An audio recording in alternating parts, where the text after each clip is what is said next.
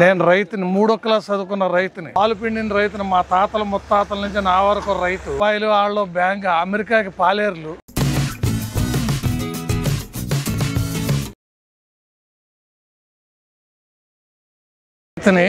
పశ్చిమ ఆంధ్ర, పశ్చిమ గోదావరి జిల్లా భీమవరం నుంచి వచ్చారు. భీమవరం నుంచి వచ్చా.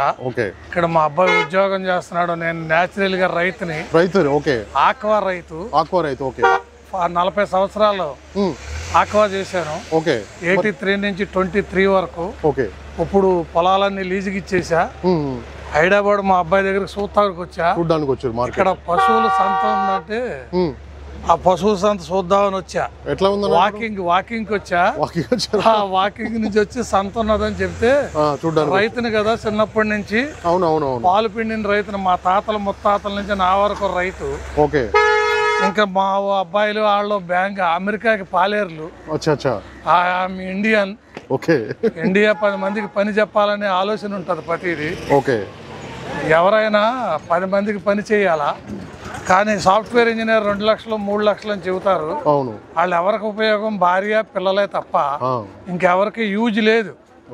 అయితే దానికే జీవితం అన్నట్టుగా ఆ చదివితే ఈ ఆక్వాలోని ఈ తోటల్లోని తెలంగాణ ఆంధ్ర ఒకటే. ఊరికే అధికారికంగా ఎన్ని అక్కడ నీళ్ళు ఇక్కడ తాగాలి, ఇక్కడ వస్తువు అక్కడికి వెళ్ళాలి, అక్కడ వస్తువు ఇక్కడికి రావాలి. ప్రతి వాళ్ళు చెప్పేవాళ్ళే తప్ప ఆచరణ పాటించే వాళ్ళు తక్కువ అవుతున్నారు. నేను రైతుని, 3వ క్లాస్ చదువుకున్న రైతుని. ప్రపంచం అంతా తిరిగి వచ్చా. చంద్రబాబు నాయుడు సింగపూర్ అంటే సింగపూర్ కూడా వెళ్ళొచ్చా. అక్కడ ఏమీ లేదు, టూరిజం మీద బతుకుతుంది అది. అంటే నేను టూరిజంగా చూస్తాకి వెళ్ళాను. నాకు అనుభవం లేదు, చూసిన అనుభవమే చెప్పటం. నేను ఫస్ట్ లో గేదెలు పేడకళ్ళు తీసిన రైతుని. అందుకనే సంతకొచ్చా చూద్దామని వచ్చారు. పాడి పరిశ్రమ పెడదామని సంగారెడ్డిలో భూమి కొన్నా. ఎప్పుడో 12 సంవత్సరాల కిందట. అప్పుడు మామిడి తోటగా ఉంది. గవర్నమెంట్ 4 కోట్లు సెంట్రల్ గవర్నమెంట్ ఇస్తుంది. 2 కోట్లు సబ్సిడీ, 2 కోట్లు బ్యాంకు లోను. అంటే బ్యాంక్ అనుభవం, పాడి పరిశ్రమ అనుభవం ఉంటే వాళ్ళు ఇస్తారు. ఫస్ట్ లో ₹1,00,000 రైతుని కట్టమన్నారు గవర్నమెంట్ కి. అది ఎవరు బుక్ చేయలేదని ఎత్తేసారంట. మీలాంటి యూట్యూబ్ వారు చెబితే వినదే అనమాట.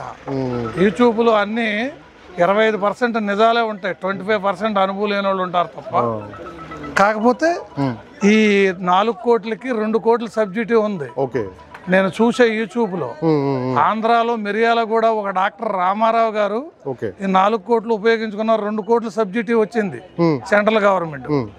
మహానందిలో ఒక డాక్టర్ గారిని చూసా, ఆ శాస్త్రప్రణి.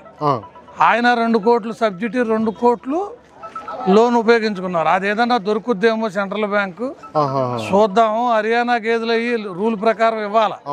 ఆ సెంట్రల్ బ్యాంక్ ప్రకారం నేను చూసా, ఆరా తీసా.